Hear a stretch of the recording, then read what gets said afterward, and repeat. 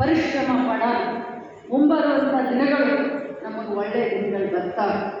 ಅವತ್ತು ಚಂದ್ರಬಾಬು ನಾಯ್ಡು ತಮಗೆಲ್ಲ ಗೊತ್ತಿರಬೇಕು, ಆಂಧ್ರದಲ್ಲಿ ಚಂದ್ರಬಾಬು ನಾಯ್ಡು ಅವರು ಬರೀ 6 ಜನ MLAಗಳು. ಇವತ್ತು ಜನ ಮನಸ್ಸು ಮಾಡಿದ್ರೆ ಎಬ್ಬಿಸ್ತಾರೆ, ಜನ ಮನಸ್ಸು ಮಾಡಿದ್ರೆ ಮನೆಯಲ್ಲಿ ಕೂರಿಸ್ತಾರೆ.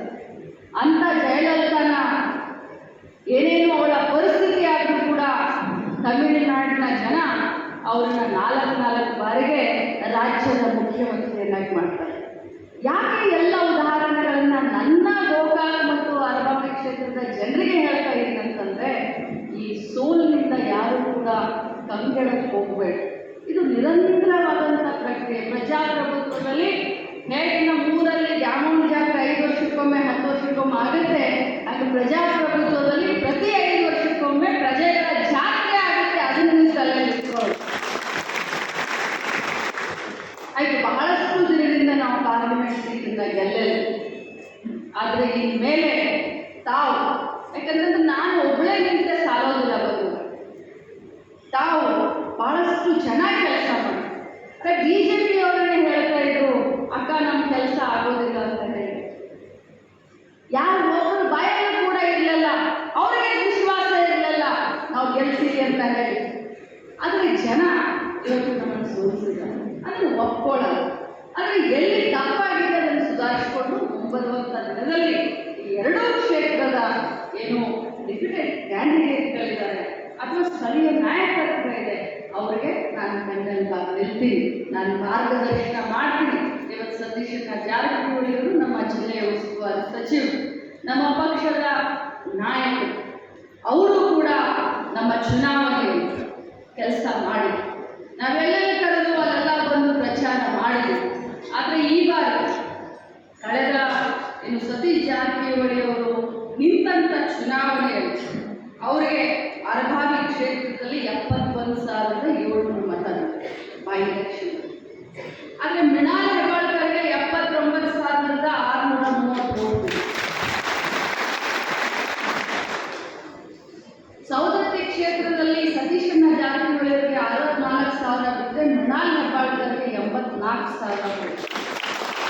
ಗೋಕಾಕ್ ಕ್ಷೇತ್ರದಲ್ಲಿ ಅಣ್ಣರಿಗೆ 59,000 ವೋಟ್ ಬಿದ್ದರೆ ಮೃಣಾಲ್ ಹೆಬ್ಬಾಳ್ಕರ್ಗೆ 83,000 ವೋಟ್.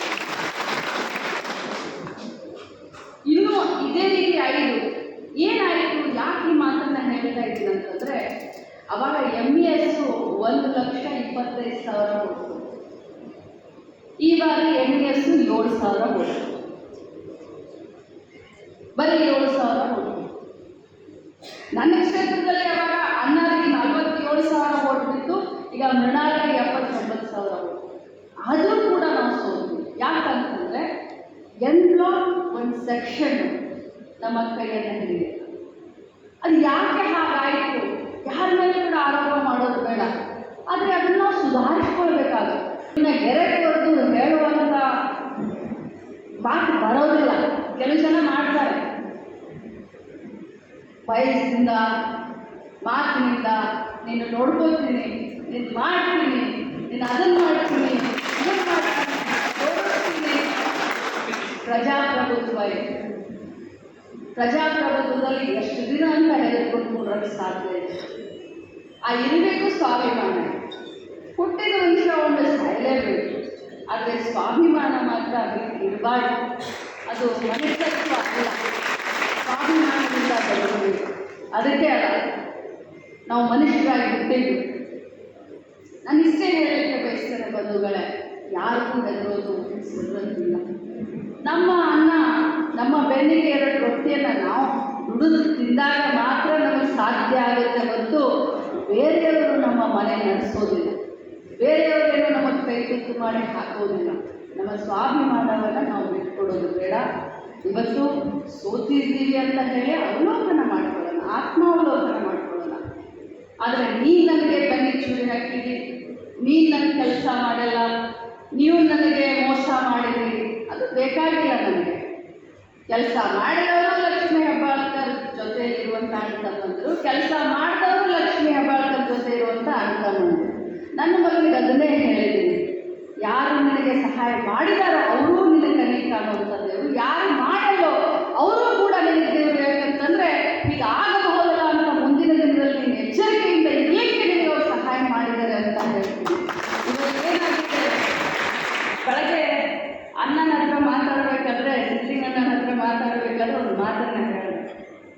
ಬಿದ್ದವರು ಸಂಕಟದಲ್ಲಿ, ಗೆದ್ದವರು ಸಂಕಟದಲ್ಲಿ. ಬಿದ್ದವ್ರು ಹೆಂಗೆ ಬಿದ್ವಿ ಅಂತ ಹೇಳಿ ಸಂಕಟ ಪಡ್ಕೊಂಡ್ರೆ, ಗೆದ್ದವ್ರು ಯಾಕೆ ಕಡಿಮೆ ಆಯಿತು ಅಂತ ಸಂಕಟ ಪಡ್ಕೊಂತವ್ರು ಒಂದು ಪ್ರಸಂಗ. ಅದಕ್ಕೆ ಇದು ರಾಜಕಾರಣ ನೀರಾಗಲಿಕ್ಕೆ ಬಿಡೋದು ಬೇಡ ಬಂಧುಗಳೇ. ನಾವೆಲ್ಲರೂ ಬಹಳಷ್ಟು, ಯಾಕಂತಂದರೆ ಇಷ್ಟೊಂದು ಇಂಥ ಒಂದು ಸಮಯದಲ್ಲೂ ಕೂಡ ತಾವು ನಮ್ಮ ಬೆನ್ನಿದ್ದೀವಿ, ನಮ್ಮ ಪಕ್ಷವನ್ನು ಸಂಘಟನೆ ಮಾಡಿದ್ರಿ. ನನಗೆ ಒಂದು ಕರೆ ಇತ್ತು, ನಾವೆಲ್ಲ ಹೊರಗೆ ಬೀಳ್ತೀರಾ ಇಲ್ಲ ಹೇಗೆ ಏನು ಅಂತ. ಯಾಕಂದರೆ ಮಾಂತೇಶ್ ಕಡಾಡಿ ಅವರು ಮಾತನಾಡಿದಾಗೆಲ್ಲ ಅಕ್ಕ ನಮ್ಮ ಜನ ಕಣ್ಣಿಗೆ ಕಾಣೋದಿಲ್ಲ, ಆದರೆ ಇರ್ತಾರೆ ಓಟ್ ಮಾತ್ರ ನಮ್ಗೆ ಬೀಳ್ತವೆ ಅಂತ ಪದೇ ಪದೇ ಹೇಳ್ತಾ ಇದ್ದೆ. ಆದರೆ ಪ್ರತಿಯೊಂದು ಬೂತ್ನಲ್ಲಿ 15 ಜನ ಕಾರ್ಯಕರ್ತರು ಇದ್ರೂ ಕೂಡ ಬಹಳಷ್ಟು ಶಿಸ್ತಿನಿಂದ ನಮ್ಮ ಪಕ್ಷದ ಅಭ್ಯರ್ಥಿನ ಗೆಲ್ಲಿಸಲಿಕ್ಕೆ ತಾವು ಪ್ರಯತ್ನ ಪಟ್ಟಿದ್ದೀರಾ. ತಮ್ಮ ಋಣ ನನ್ನ ಮೇಲೆ, ನನ್ನ ಮಗನ ಮೇಲೆ, ಪಕ್ಷದ ಮೇಲೆ ಇದೆ. ಮತ್ತೆ ಸಂಘಟಿತರಾಗೋಣ, ಮತ್ತೆ ಸಂಘಟನೆಯನ್ನು ಮಾಡೋಣ. ನಿಮ್ಮೆಲ್ಲರ ಜೊತೆಯಲ್ಲಿ ನಾನು ನಿಲ್ತೀನಿ. ನನ್ನ ಇಲಾಖೆಯಲ್ಲಾಗಲಿ ಸರ್ಕಾರದಲ್ಲಾಗಲಿ ಏನು ನನ್ನ ಕಡೆಯಿಂದ ಸಹಾಯ ಸಹಕಾರ ಬೇಕೋ ಅದನ್ನು ನಾನು ಮಾಡ್ತೀನಿ. ನಾನು ಕೂಡ ನಿಮ್ಮ ಜೊತೆ, ನಿಮ್ಮ ಕಷ್ಟದಲ್ಲಿ ಸುಖದಲ್ಲಿ ಇರ್ತೀನಿ. ಯಾವುದೇ ಕಾರಣಕ್ಕೂ ಕೂಡ ಹಿಂದೆ ಒಳ್ಳೆ ನೋಡೋದು ಬೇಡ, ಇನ್ನು ಮುಂದೆ ಸಾಗೋಣ ಅಂತ ಹೇಳ್ತಾ ಧೈರ್ಯದಿಂದ ತಾವೆಲ್ಲ ಇರಿ. ನಾನು ಕೂಡ ನಿಮ್ಮ ಜೊತೆ ನಿಲ್ತೀನಿ ಅನ್ನುವಂಥ ಮಾತನ್ನು ಕೊಟ್ಟು, ಫಲಿತಾಂಶದ ನಂತರ ಹಗಲಿರುಳು ಶ್ರಮಿಸಿ ಪಕ್ಷದ ಅಭ್ಯರ್ಥಿನ ಗೆಲ್ಲಿಸಲಿಕ್ಕೆ ಮನೆ ಮಗ ಎಲೆಕ್ಷನ್ ನಿಂತ್ಕೊಂಡಿದ್ದಾನೆ ಅಂತ ಹೇಳಿ ಗೋಕಾಕ್ ಮತ್ತು ಅರವಲ್ಲಿ ಕ್ಷೇತ್ರದ ನಾವೆಲ್ಲ ಮಹಾಜನತೆ ಕೆಲಸ ಮಾಡಿದ್ರಿ. ರಾಜಕಾರಣದಲ್ಲಿ ಇಲೆಕ್ಷನ್ನಲ್ಲಿ ಸೋಲು ಗೆಲುವು ಇವು ಸಹಜ ಪ್ರಕ್ರಿಯೆ. ತಮಗೆ ಭೇಟಿಯಾಗಿ ಮಗನ ಪರವಾಗಿ ಮತ್ತು ಕಾಂಗ್ರೆಸ್ ಪಕ್ಷದ ಪರವಾಗಿ ನಾವೆಲ್ಲರಿಗೂ ಕೂಡ ಕೃತಜ್ಞತೆಯನ್ನು ಸಲ್ಲಿಸಬೇಕು ಅಂತ ಹೇಳಿ ಇವತ್ತು ಈ ಕಾರ್ಯಕ್ರಮವನ್ನು ಇಟ್ಕೊಂಡಿದ್ವಿ. ಸೋಲಿಸಿದ್ರು. ಆ ಉತ್ತರ ಪ್ರದೇಶದಲ್ಲಿ ಸುಮಾರು ಎಷ್ಟು ಸಿಕ್ತು ಮೇಡಮ್? ಸೀಟ್ನಲ್ಲಿ 37 ಸೀಟ್ಗಳು ಇಂಡಿಯಾ ಅಲಯನ್ಸ್ಗೆ ಮಹಾಜನತೆ ಕೊಟ್ಟರು. ಈ ಭಾರತ ದೇಶದಲ್ಲಿ ದೊಡ್ಡ ದೊಡ್ಡ ನಾಯಕರು ಸೋತಿದ್ದಾರೆ.